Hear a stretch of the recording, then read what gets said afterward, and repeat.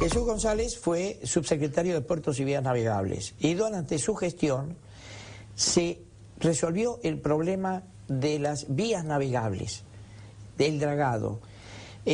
Hasta la gestión de Jesús González, los barcos no podían entrar cargados a los puertos de destino, tanto para cargar como para descargar, porque no había calado, se navegaba solamente en determinadas horas.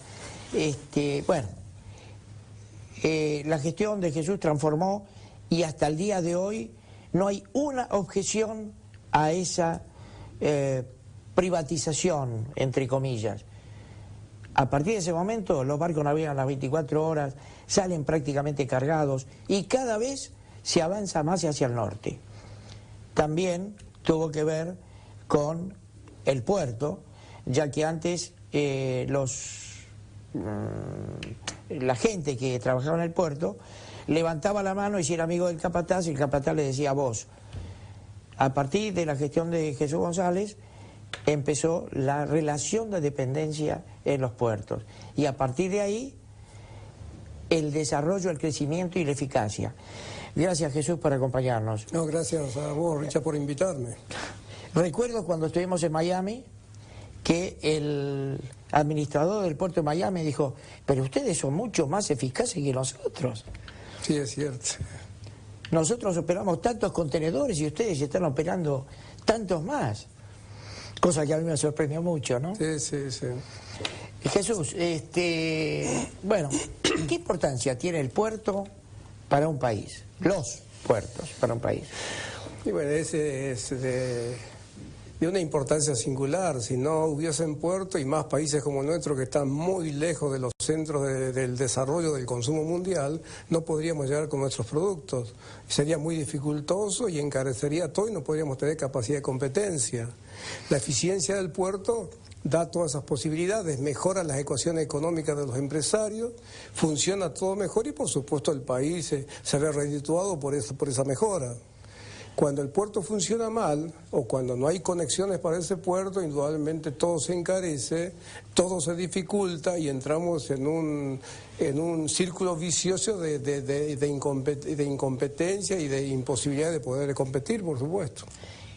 Además, el puerto, que muchos se quejan por tener el puerto aquí en Buenos Aires, no saben que el puerto derrama sobre la ciudad 7.000 millones de dólares al año. ¿En qué? En el trabajo que se genera en el puerto y se va hacia afuera. Transporte, empleos, comunicaciones, en fin, todo lo que mueve un puerto en una ciudad. Que seguro que si el puerto no estaría acá y estaría en otro lado, va a derramar en ese otro lado. Jesús, tenés un proyecto. ¿Podemos conocerlo? Sí, por supuesto que podemos conocerlo, Richard, y te agradezco muchísimo esta posibilidad de poder mostrar eso.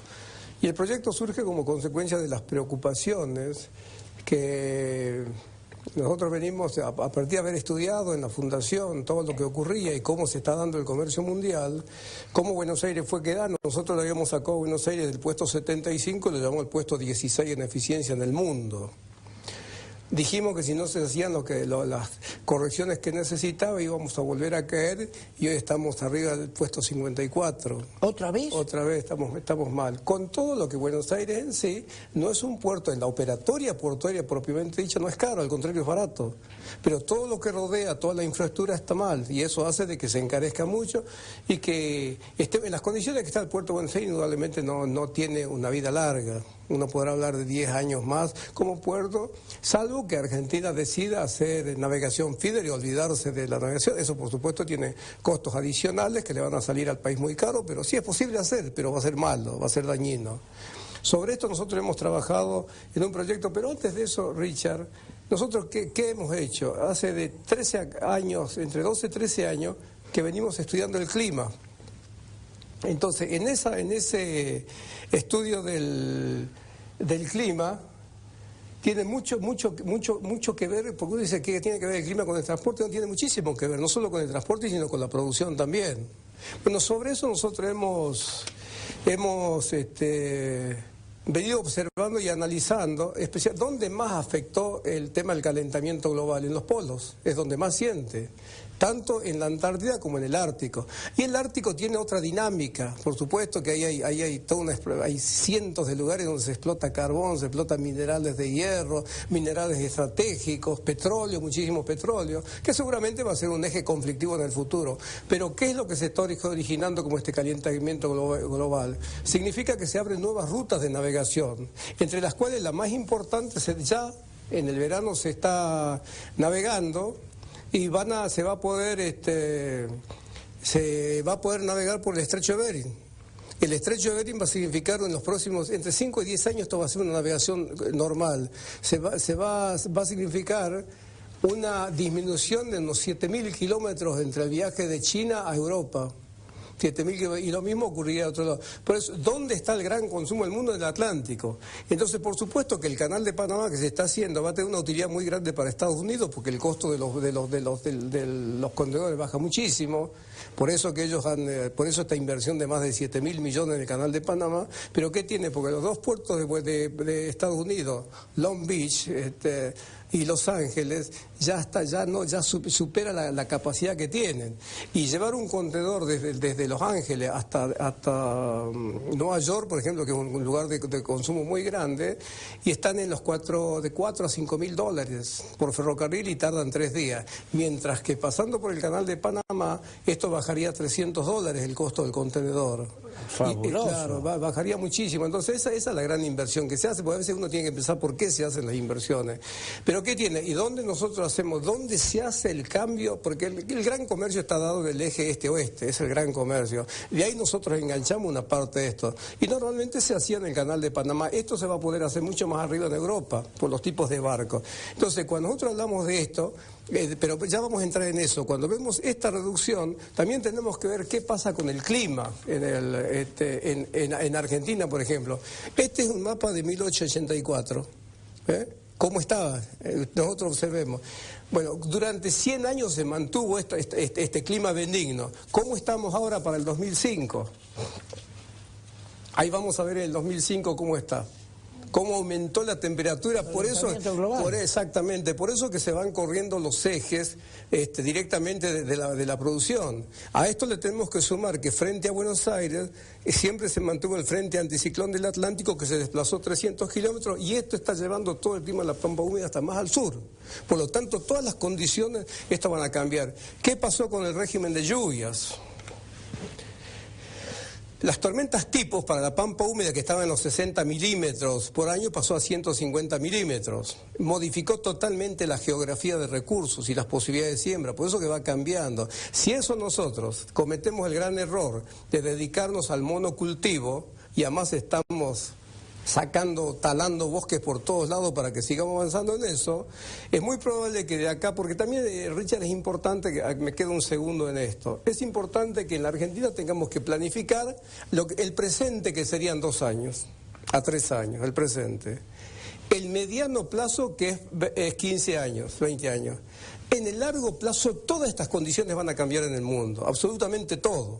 Los tipos de comida que vienen, lo que se va modificando. China está avanzando a autoabastecerse, ese es todo el proyecto de China, avanza en ese sentido. Por lo tanto, hay que empezar a mirar lo que es India, lo que hay que mirar más especialmente es África. En África ya hay 200 millones de clase media consumidores y no tienen posibilidades de generar lo que va a generar China. Entonces, es importante que sobre todo esto nosotros tenemos que generar nuestra infraestructura para ver cómo estamos y nuestros recursos, de qué forma vamos a operar. Por supuesto, cuando vemos todo esto, entramos, paralelo a esto, vemos qué ha ocurrido con el transporte y con la producción mundial. Bueno, ahí vamos a observar, por ejemplo, vamos a tomar el año 2008, por ejemplo, que en el mundo se movieron 8.300 millones de toneladas. Acá vimos 2 cosas. Por ejemplo, cuando se relaciona este no es un tema que lo haya hecho yo, lo hizo la UNCTAD. Cuando nosotros relacionamos de dónde salió la carga y a qué puerto llegó, y lo midimos esto en millas, relacionamos, significa que todas estas cargas hicieron un recorrido de más de 23.000 millones de kilómetros millas. Esto significa que como promedio cada tonelada recorre 3.800 millas. Cada tonelada de un producto hace ese recorrido promedio. Habrá algunas cosas como el tomate que lo tenemos al lado, pero hay otras cosas que vienen más lejos. Por eso la importancia del transporte. Sobre este tema, ¿qué han hecho las grandes navieras? Como aumenta el consumo, aumenta el producto y ahora la eficiencia es importante, entonces todo lo que ha ocurrido, porque ¿en qué se basa la globalización de estos tiempos del 73 en adelante? Si miramos para atrás siempre hubo globalización, desde que se inventó la rueda y desde que el hombre aprendió a utilizar la fuerza del viento, comenzó el intercambio comercial, comenzó un proceso de integración.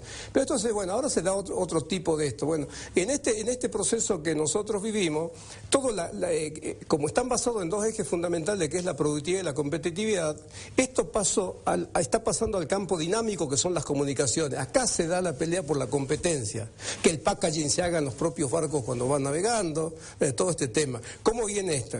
¿Qué han hecho las empresas? A su vez las empresas empezaron que ya no podían por sí mismas, las famosas empresas nacionales, todo esto empezaron a resultar chicas. Entonces comenzaron las grandes empresas como Maersk. Hace unos años Maersk largó un barco, frente a esta realidad que se tiene, que es el lema Maersk, que vamos a verlo, que observemos, tiene 397 metros de largo para la gente, de eslora. Y carga 11.000 cuadras de manga. Claro, y 11.000 teus. Bueno, este barco obviamente que ya necesita puertos especiales para cargar y descargar. ¿Y este es chico? Bueno, y este es chico. Esto comparado, pero ahí observemos, ahí está el tipo de puerto que tiene, el tipo de grúas que tiene que tener. ¿Qué ha ocurrido ahora? Como esto resultó chico, Richard, se unificaron las famosas 3P, Alianza 3P. Se unificó Maersk, Mediterranean Shipping Company y la tercera. Las tres más grandes del mundo conformaron un solo bloque y estos han largado los nuevos barcos.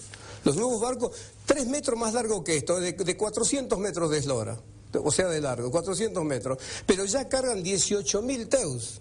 Lo hicieron mucho más ancho. ¿Cuántos puertos están en condiciones de recibir esos barcos? En este momento están, porque ¿qué es lo que pasa? La industria naval avanza, encuentra materiales más livianos, todo eso y avanza. Y pues no es que el barco se tiene que adecuar al puerto, el puerto tiene que ir adecuándose al barco. Entonces, en este momento, para estos barcos que ya uno está navegando, hay 25 puertos en el mundo que los puede recibir. Por lo tanto, va a comenzar todo un proceso de adecuación. Cuando nosotros cuando concesionamos el dragado, hicimos 32 pies, y eso fue en el 94, Richard. ¿Por qué? Porque lo hicimos sobre la base de las profundidades de los puertos afuera, en aquel tiempo, y porque el producto central de exportación de Argentina era el trigo, no era la soja.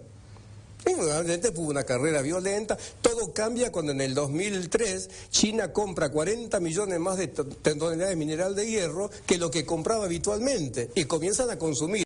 Entran en el mercado en un principio 250 millones de habitantes clase media en China. Hoy están en los 500 millones. Sigue teniendo obviamente un montón de gente que está fuera de eso. Sí, pero 500 habitantes consumiendo. Sí, por supuesto. Bueno, también estos son temas para hablarlo profundo. Pero ¿qué es lo que tiene? Esto y la informatización está llevando a un concepto de puerto muy distinto a los que teníamos nosotros. Entonces aparecen, dos puertos, Singapur, que por razones estratégicas es el puerto hasta este momento el de mayor volumen de cargas del mundo. Muy cerca ya está Shanghái, están todos estos puertos, Hong Kong, todo eso están ahí. Seguramente Shanghái los va a pasar a todos. ¿Qué hicieron los chinos? Que tenían en Shanghái, que es la ciudad modelo de ellos, tiene un puerto común como el que tenemos nosotros. Yo recuerdo bien cuando entré ahí navegando, las condiciones eran como si entrase a Buenos Aires un poco más largo. ¿Qué es lo que han hecho ellos? Cortaron un cerro y armaron un puerto. Y este puerto va a ser el puerto de mayor volumen de cargas en el mundo en cuanto a carga de contenedores. Han hecho, todo el concepto hoy es un rectángulo. Sobre esto se trabaja, sobre esto trabajan las computadoras, sobre esto se preparan las grúas, sobre esto se hacen las cargas y descargas. A su vez, estas grandes empresas que han hecho, han visto cuáles son los 100 puertos principales del mundo, los puertos top. Y acá estamos llegando a Buenos Aires, los puertos top. ¿Cuáles son esos puertos? Bueno, esos puertos están marcados ahí en el mapa. Cuando miramos a nosotros nos hablan, pues, hoy no hay, obviamente que no hay tiempo para hablar de la famosa Alianza del Pacífico, pero cuando hablamos de todo esto, nosotros en Chile, y además yo los admiro a los chilenos, ese sentido, esa voluntad que ponen de país puerto, todo eso, pero no hay volumen de cargas para competir ni en Perú, ni en Chile, ninguno de esos. Entonces los dos que las grandes empresas navieras, las megacargas, ver como los dos puertos, en América del Sur hay solo dos, que son Santos y Buenos Aires. Del punto de vista del comercio, se lo conoce a Buenos Aires más que a Argentina. Por ahí no se sabe que Argentina, sí se sabe que es Buenos Aires desde el punto de vista del comercio. Obviamente no se sabe que es Bahía Blanca, que es Mar del Plata, que es Necochea, nada de eso. Es Buenos Aires. Por eso que es muy difícil hacer cambiar el eje, modificar las cosas cuando se dan. Y segundo, porque Buenos Aires está en una posición que las cargas están más al norte, no están más al sur. Por lo tanto, correr el puerto significa generar todo un sobrecosto muy grande. Y a su vez el gran consumo del 40% de la población o el 50% está en este sector, está radicado. Entonces, cuando vemos Buenos Aires, ¿qué hemos hecho nosotros en este tiempo? Bueno, cuando miramos algo de 1884, cómo era Buenos Aires, cómo era el puerto, en 1880, cuando era, este era el puerto de Buenos Aires. Bueno, anterior a esto estaba, por supuesto, las carretas, los bueyes, entrar hasta el barquito, sacar la carga, y eso es lo que hoy tenemos como Museo de la Aduana, debajo de la Casa Rosada. Bueno, después, por supuesto, hubo que mejorar esto. Cuando ya los barcos cargaban 5.000 toneladas, el ingeniero Madera arma lo que fue Puerto Madera, lo que hoy está urbanizado. Esto se hizo a pico y pala, Richard, es digno de ver la foto de la construcción de esto. Pico y pala, y con bueyes llevaban cemento, todo se hizo así. Pero después los barcos ya vinieron de 10.000 toneladas, 15.000 toneladas. Entonces Huergo tiene la idea de armar todo el otro puerto, en la parte mejor de Buenos Aires, la parte más firme, arma este puerto. ¿Por qué está hecho en dientes? Porque antes los barcos tenían que estar mucho tiempo en puerto, entonces necesitaban mucho espacio. Hoy no se necesita esa cantidad de espacio, porque el barco entra y se va, no están 24 horas y se van. Más de ese tiempo pierden. Entonces, sobre esa base se construye esto. ¿Y qué quedamos mal con los muelles que habría que hacer todo nuevo? Y encima esto tiene un complemento negativo muy fuerte. Hay 3.000 camiones cuando el puerto está trabajando en esa zona. Desde la costanera sur hasta allá, que nosotros vemos como eso, cualquiera que pasa por ahí, las dificultades que hay, todo eso, dificultades. A su vez los micros, se forma un nudo que hace que los políticos que no conocen estos temas y digan al puerto hay que sacarlo. Yo recuerdo, hablé con todo, no es que hablé con uno, no importa si es peronista, si es radical, si lo que fuera, piensa que el puerto tiene que salir. Otras son las condiciones. Yo recuerdo bien que Gallo, cuando era ministro de la producción de la Alianza, me decía, no, Jesús, el puerto tiene que ser para los cruceros nada más, lo demás tiene que salir. No tienen idea, vos lo dijiste cuando comenzó el programa. Buenos Aires mueve más o menos como promedio entre un 12 y un 15% del volumen de cargas que se maneja en el país. Pero cuando eso lo transformamos en dólares, el 40%, entre el 30 y el 40%, ahí está la importancia, no se puede tocar. Vos hablaste de los 7.000 millones de dólares que significa esto, bueno, que se podría perder. Todo eso. Entonces, ¿qué dijimos nosotros? Ahí se ve esa mancha, nosotros hemos hecho 25 estudios en el puerto, ahí se ve esa mancha negra. ¿Hasta dónde se ve esa parte? Esos son todos humos de contaminación. Hasta ese punto, hoy se limpió bastante, hasta ese punto es donde ambientalmente se puede construir el punto. Hasta ahí no hay problema. Después de eso habría que estudiarlo. Hasta ahí se puede hacer puerto. Sobre eso, ¿qué dijimos nosotros? ¿Cómo hacemos para este tema? Ya de por sí empecemos que 32 pies o 36 pies, 34 como hay ahora, o 36 ya no sirve. Ya nosotros le habíamos dicho. Yo fui el que coloqué como obligatorio a la empresa que haga un estudio a 36 pies. Bueno, ahora estamos ahí, están por ajustar tarifas. Pero, Jesús, si van a 40 pies, que es lo mínimo que sí habría que ir, ¿qué pasa con los soportes de los muelles? ¿No se caerían porque se quedan sin sustento? Por eso ya vamos a llegar a eso. Entonces, como eso sería mucho más caro lo que se quiere hacer, cerrar esos dientes, hacer todo eso, nosotros proponemos vamos a mostrarlo como gráfica de lo que tiene que ser el puerto de Buenos Aires. No está en escala, por lo tanto a veces hay cosas que están más ajustadas a lo que puede hacer. Nosotros decimos, ¿qué tenemos que hacer? Liberar todo este sector. Hay que generar otras condiciones para el puerto. Tenemos que terminar con este tema de entrada de los buques, de buquebús, todo eso ahí, y generar una terminal. Hay ofertas de afuera, Richie, que yo por una cuestión de prudencia y de respeto no puedo decir, pero hay gente que está ofreciendo, dice, pero están hablando de millones y millones de dólares para poner la medida, dice, que haya una concesión seria, que se den las cosas, nosotros nos encargamos de construir todo. Pero fuera de eso, ¿qué tenemos que tener? Si vemos la terminal donde hoy está el morro de defensa del puerto, que hoy no pueden entrar, que se está sacando porque los grandes barcos no pueden entrar, hay todo un problema tremendo. Entonces te decimos que la terminal de pasajeros, que como una idea... Que sería esa línea recta, ¿no? Exactamente esa línea. Como una idea nosotros mostramos cómo tiene que ser esa terminal, cómo se une y hacia dónde tiene que salir. El barco no solo está de aquel lado, sino también de este lado. Y acá estaría las empresas que van a Uruguay, más a Montevideo y a Colonia, más los barcos, los grandes cruceros que entran a Buenos Aires. Porque cada vez también los cruceros van a ser más grandes. Porque lo hacen grande porque entonces para que bajen los costos y pueda ser más popular. Esto es lo que en el mundo significa competencia. Por un lado eso, por el otro lado están las terminales sobre ese rectángulo que yo hablaba. ¿Ve? ¿Cuáles son las posibilidades que tienen que tener? Cada terminal tiene que tener un espacio para manejar 500 camiones, cada terminal, que tenga la posibilidad de que se hagan eso. Un giro interno como toda esa zona aduanera. ¿De qué tiene que venir acompañado eso? Normalmente se hace un morro como defensa, se ponen piedras para que la gente entienda como defensa. Nosotros decimos que no, la defensa hay que hacerlo de otra forma, está todo calculado a los costos. Dice, tiene que ser de otra forma, tiene que ser la costanera, la defensa del puerto, que no tiene la ciudad. Entonces, ahí esto marca cómo tiene que ser la división del puerto con lo que va a ser la costanera, que va a ser la defensa del puerto.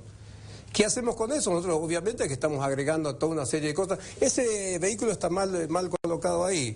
La idea es que hay el tren que hoy llega y que hace el recorrido y que además no anda, que es un costo tremendo, que va desde Córdoba hasta, creo que hasta Independencia, ese trencito que... Sí. Bueno, la idea es que todo eso está programado para que pueda llegar hasta ahí, hasta la punta de la costanera que se va a hacer. De manera que eso sea todo ambientalmente sostenible y sustentable para este tema, para que la gente, porque lo que nosotros estamos buscando es relacionamiento del puerto con la ciudad. La armonía entre el hombre y su fuente de trabajo, lo que estamos buscando. Dentro de eso, cuando vemos, por ejemplo, tendría espacio donde van a ser. No, acá no hay nada de restaurar, nada, sino son todos centros de estudio que tengan que ver con la mareografía, con todo esto, con lo que ocurre, con la meteorología, y también espacios para la gente, pero todo para que esté la gente, nada más. Sobre todo esto que trabajamos. En la punta de esto, obviamente, está la entrada al puerto con toda una escuela que está preparada para este tema. Todo lo que no de las terminales, pero sí todo lo que significa en esa parte, toda la iluminación es eólica, pero con los nuevos sistemas que se utilizan, no con las famosas, las tremendas aspas esas, sino y solar, que es lo que está todo programado para que de esa forma se haga, que toda esa parte esté totalmente protegida. ¿Qué es lo que hoy tenemos el gran problema? Cuando vamos hacia el norte nos encontramos ahí después de la gendarmería con estas distintas unidades que son depósitos fiscales, todo ello, que hay un montón. Nosotros decimos que todo eso hay que sacarlo de ahí, hay que concentrar, hay que limpiar esa parte. Para ello proponemos, por ejemplo, ¿cómo va a ser? Son 100 hectáreas para hacer los depósitos, para que sea una zona de actividades logísticas.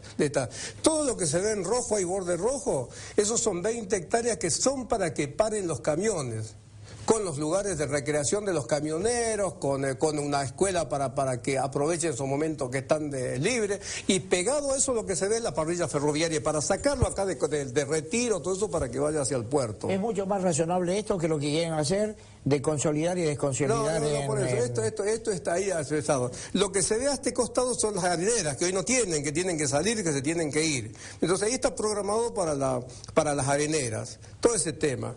Por supuesto, ¿esto qué significa? Cuando se saquen todos estos depósitos fiscales y vayan a parar ahí, a ese centro, y ahí también pensamos que tienen que ser los espacios para conformar las plataformas comerciales. Si yo firmo un acuerdo con Valencia donde entra la mayor carga de Argentina para distribuir por Europa, si firmo con ellos, yo tengo que decir, bueno, yo te doy un espacio acá de tanta hectárea, vos dame un espacio allá, para que las cargas vayan. Entonces sí tiene validez lo de las pymes. ¿Por qué? Porque pueden estar un mes sin pagar nada. Bueno, de alguna manera eso lo hiciste. Eso ya lo hicimos, ya tuvo muy buen resultado en Génova.